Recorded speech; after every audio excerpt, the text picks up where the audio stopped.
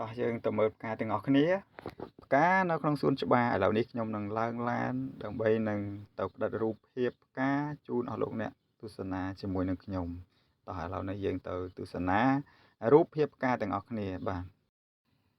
អូនេះគឺជាផ្កាស្រស់ស្អាតមែនទែនលោកអ្នកបងប្អូនផ្កាពណ៌លឿងហើយមេឃក៏មានពន្លឺស្រស់ល្អផ្កាខំប្រឹងរីកនៅក្រោមកម្ដៅព្រះអាទិត្យលាយឡំនឹងផ្ទៃមេឃពណ៌ដ៏ស្រស់ស្អាតហើយមានពពកហើយក៏ថ្ងៃក្តៅផងដែរហើយនេះគឺជាគុម្ពផ្កាដែលមានពណ៌លឿងហើយឆ្លងផុតមកយើងនឹងដល់ផ្កានេះទៀតគឺផ្កាពណ៌ក្រហមផ្កានេះដូចជាផ្កាឈាមតុងតែតាមពិតទៅខ្ញុំអត់ស្គាល់ឈ្មោះវាទេតែក្មេងៗពេលខ្លះគេហៅថាផ្កាឈាមតុងល្អណាស់ហើយនេះគឺជាផ្កាកដាស់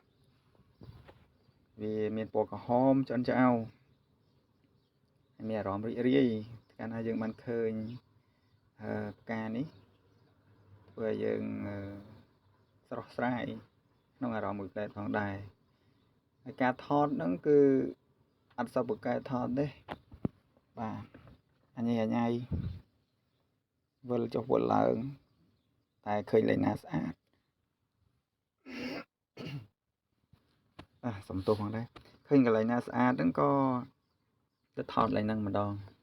នេះពណ៌ស្ទើរក្រហមឆ្អិនឆ្អៅទេយើងស្លេកបន្តិចតែមើលទៅស្អាតមែនទែន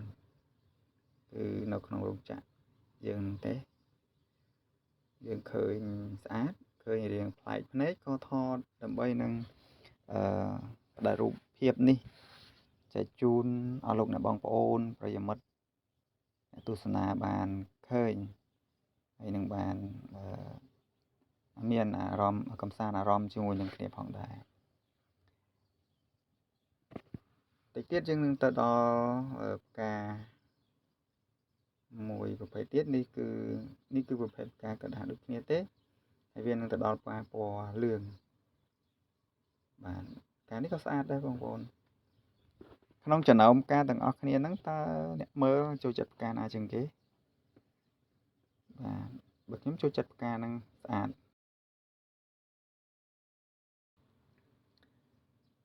នេះគឺវាមែនមេឃវា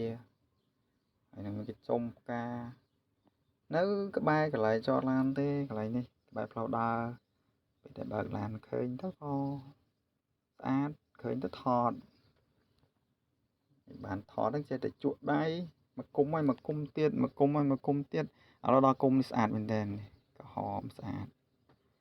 អូហូក៏ចំមែនទែនហើយថតផ្កាกระដាស់ទេតែក៏អូបហ្នឹងគឺផ្កាស្វាយតែផ្កាស្វាយនៅក្បែរហ្នឹងអត់បានថតហើយមានវងឃុំរោមផ្កាស្វាយសរសើរមែនទែនផ្កាស្វាយផ្កាដ៏អត់មានស្លឹកទេស្លឹកមួយគេបដិសេធផ្កាបាទឥឡូវនេះយើងចប់ការទស្សនាផ្កាទាំងអស់គ្នាអរគុណច្រើនសម្រាប់ការទស្សនារបស់ប្រិយមិត្តទាំងអស់គ្នាហើយដល់ពេលទៅវិញហើយជម្រាបលាបាយបាយអរគុណច្រើន